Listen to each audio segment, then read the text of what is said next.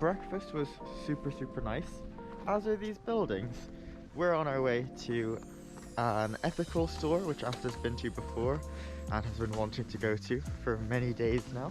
But we're on day 3 and we still haven't done all the touristy stuff in the tourist area. So today and tomorrow being the last day here before we go off to Copenhagen, we're gonna try and hit some of the museum island areas, Brandenburg Gate, REICHSTAG, again, hopefully, yeah, in daylight.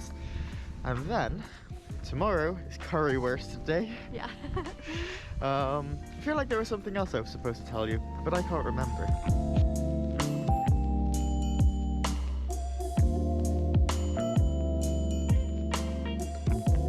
So the Love Eco store was a success, kind of. Asta bought a very cute, what do you even call it, sweater? And I got myself an umbrella. And I've been looking for an ethical umbrella for like 2 years. And finally, I have one. And I love, what do you call them, not foldable umbrellas, big umbrellas. They're very cool.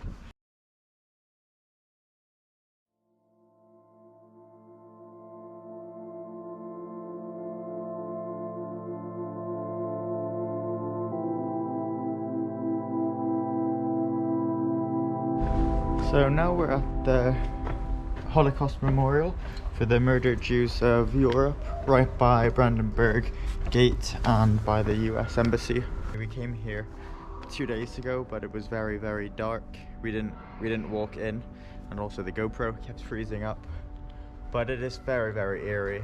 I think Berlin has done a pretty good job at trying to have significant sort of reminders of the past, you know, whether it's through these types of sculptures which, you know, try somehow to represent, you know, sort of the effects on humans, or whether it's the sort of historical buildings which are destroyed and preserved, or the countless museums, both going back to the Nazis and German history even before that, of course, and also East and West Germany.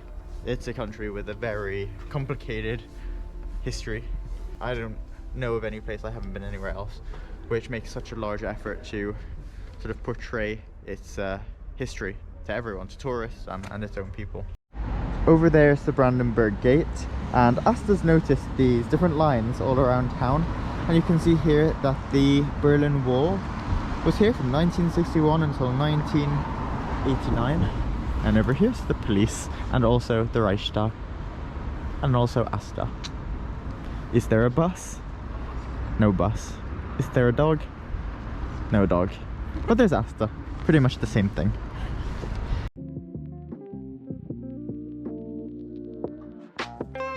So there was a bunch of police outside the Reichstag and a few protesters. I mean, there couldn't have been more than 10 of them. They weren't causing a scene or anything.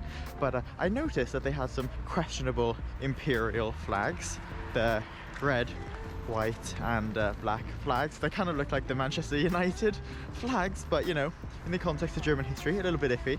And I wanted to make sure whether or not they were the type of people that a certain man who's definitely alive in Argentina would have been a fan of. And yes, so I went on Google, I typed in Germany red, white and black flag, and indeed it came up with the Hindu symbol the wrong way on a white circle in a red background. So that was interesting. This is my way of not getting demonetized. Basically, so obviously I have no idea what they're saying, but as far as I can tell, this is a Friends of Russia and China group talking about how great Cuba and Liberia and Venezuela are. I don't even know what to say.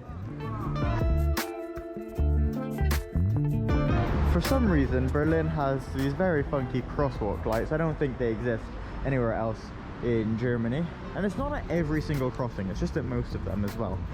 But there's a store just for them, because why not? I guess it's East German traffic light. Another beautiful building on our pit stop behind those trees. It is the library, the Berlin City Library. And we're really close, once again, to the cathedral. Day 3, we finally found the beautiful parts of Berlin. I think they're all museums. Not museums, universities. So that's the Humboldt University building. This one also says Humboldt University. I don't quite know what this pink one is over here. And that's a hotel and a future cathedral. It's really, really nice here. Just an update, I'm an idiot. This pink building is the opera house. It's very cool. I know that it's the Museum Island, but it really just reads like it's the Insel Museum. Anyway, and this is the best time of day, when it starts to get dark and the lights come on. I can see the Ferris wheel in the background. I can see Asta walking very, very quickly ahead of me. None of these buildings really look like the rest of Berlin from what we've seen.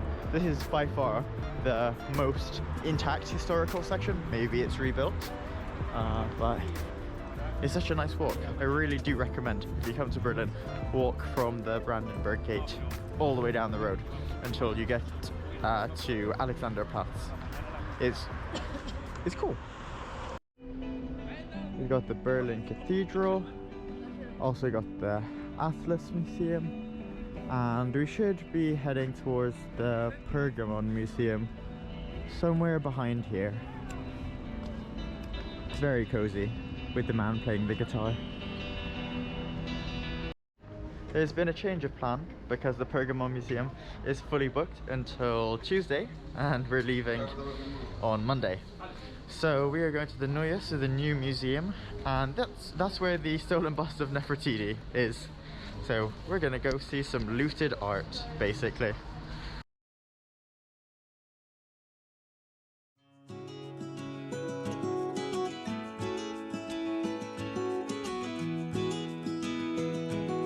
There's a lot of people here, but it's still very beautiful. It smells really good. It smells like smoke right now. Yeah. But sometimes it smells like churros. Yeah. And mulled wine.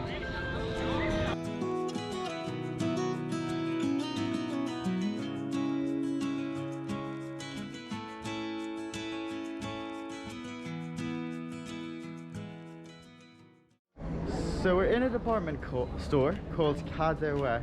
It's a bit like Selfridges, a little bit nicer, not as nice as Harrods. Everything definitely still made by children.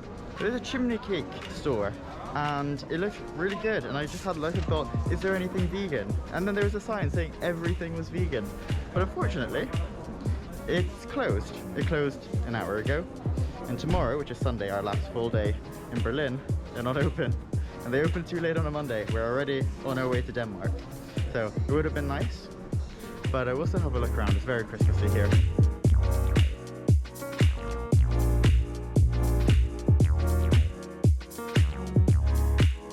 So Asta googled it, and we can get chimney cakes in other places around Berlin which are vegan, so that's going to be exciting. Hopefully tomorrow when I get chimney cakes and currywurst, that would be great. But you have to tune in to the third and final part of this vlog for that, if it happens.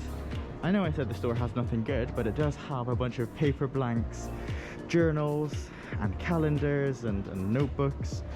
If there's something you know about me, it may be that I like fountain pens and fountain pen inks, and they have a Lamy section because it's a German company, Faber-Castell. There are also a bunch of slightly nicer pens. I really want to try and get a stub nib, but Asta says that they suck. I'm gonna try and find her old stub nib and see if I like it.